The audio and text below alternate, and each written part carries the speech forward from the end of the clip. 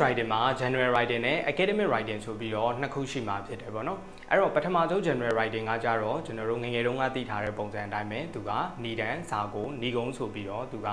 ၃ပိုက်ရေးရတဲ့ဟာမျိုးဖြစ်တယ်ပေါ့နော်academic writing ကကြတော့သူကအနည်းဆုံး9ပိုက်လောက်ရှိပေးရမှာဖြစ်တယ်။အဲ့ဒီ9ပိုက်မှာဆိုရင်လည်းကိုက idea များရများသလိုပေါ့နော်။10ပိုက်ရေးခြင်းလည်းရသလို12ပိုက်13ပိုက်စသဖြင့်အဲ့လောက်တည်းအထိရေးခြင်းတော့ရတယ်ပေါ့နော်။ဒါဆိုရင်သူတို့ကိုဘယ်လိုရေးရမှာလဲပေါ့။သူက general English ရော academic writing ရော writing ကိုစဉ်းစားတယ်ဆိုတဲ့အခါမှာအချက်6ချက်ပုံမူတည်ပြီးတော့စဉ်းစားပြရတာမျိုးဖြစ်တယ်။ audience, tone, language, structure,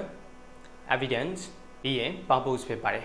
ပထမဆုံးက audience ဖြစ်ပါတယ် general English ကိုပဲအချိန်မှာရေးရမလဲဆိုတော့ audience ကျေပြန့်တဲ့အခါမှာရေးရမယ်လူတိုင်းနားလည်အောင်ရေးမယ်ဆိုရင် general English နဲ့ရေးပေးရမယ်ပေါ့နောက်တစ်ခုကတုံးကကြတော့သူက informal တုံးကိုသုံးလို့ရတယ်ပေါ့နော် general English မှာဆိုရင်ပြီးရင်နောက်တစ်ခုက language ကကြတော့သူက everyday vocabulary တွေသုံးလို့ရတယ်ပြီးရင်နောက်တစ်ခုက structure ကကြတော့သူက flexible ဖြစ်ရမယ်သူကရိုးပြီးတော့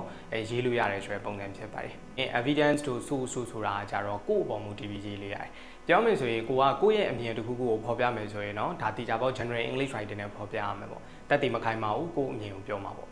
academic writing ကကြတော့ဏ္ဍန်စာကိုဏ္ဍကုံးဆိုတဲ့ဟာက3ပိုက်ပဲရှိမှာမဟုတ်ဘူး9ပိုက်ဖြစ်တဲ့အတွက်သူကအဲ့ဒီ9ပိုက်လုံးမှာဏ္ဍန်စာကိုဏ္ဍကုံးရှိရမှာမျိုးဖြစ်ပါတယ်ပြောချင်တာကတစ်ပိုက်ထဲမှာကိုဏ္ဍန်စာကိုဏ္ဍကုံးရှိရမယ်နောက်တစ်ပိုက်ဆိုလည်းဏ္ဍန်စာကိုဏ္ဍကုံးရှိရမယ်ဆိုရင်သူကအများကြီးပဲဖြစ်ပါတယ်အဲ့တော့စာပိုက်တိုင်းမှာဏ္ဍန်စာကိုဏ္ဍကုံးရှိပြီးတော့တစ်ပိုင်းနဲ့တစ်ပိုင်းရည်ရွယ်ချက်မတူဘူးပေါ့academic writing ရေးသားတဲ့အခါမှာပညာရေးနယ်ပယ်တစ်ခုခုတက္ကသိုလ်လျှောက်ချင်တာမျိုးဒါမှမဟုတ်ရင်လည်း academic နဲ့ရေးသားရတယ်စနစ်တကျရေးသားရတယ်လုပ်ငန်းခွင်မှာဆက်ဆံရတဲ့ပုံစံမျိုးအဲ့တော့လုပ်ငန်းစဉ်မှာစာနဲ့ report တွေတင်ရတာမျိုးအဲ့တော့အများကြီးပဲအဲ့တော့အဲ့လိုအချိန်ဒီမှာကိုယ်ကသုံးလို့ရတယ်တုံးကတော့တေချာပေါင်း formal တုံးလို့ပဲသုံးပေးရမှာမျိုးဖြစ်တယ် structure ကကြတော့သူကလုံးဝ organize ဖြစ်နေရမယ်တစုတစည်းတည်းဖြစ်နေရမှာဖြစ်ပါတယ် idea တွေရောနေလို့မရဘူးပေါ့နော်တစ်ပိုက်ကို idea တစ်ခုစီပဲပါရမှာဖြစ်ပါတယ်အဲ့ဒါက academic writing ပေါ့အဲ့တော့သူက academic writing ရေးတဲ့အခါမှာသူက method တွေအမျိုးမျိုးရှိတယ် block method တို့ point by point method တို့အမျိုးမျိုးရှိရပေါ့နော်ပြီးရင်စဉ်းစားနည်း brainstorming တွေဆိုရင်လည်းအမျိုးမျိုးရှိပါတယ်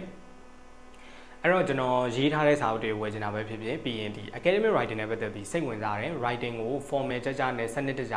တွေးနည်းရေးသားနည်းကိုသိချင်တယ်ဆိုရင်ကျွန်တော်ဒီ journal ထဲမှာဖွင့်ဖို့ရှိရပေါ့နော် academic writing course တစ်ခုရှိတယ်အဲ့တော့အဲ့ဒါကို join လဲရတယ်ပေါ့နော်အဲ့ဒီဆိုတော့အားလုံးကြည့်ရှုသွားမယ်လို့ယုံကြည်ပါတယ်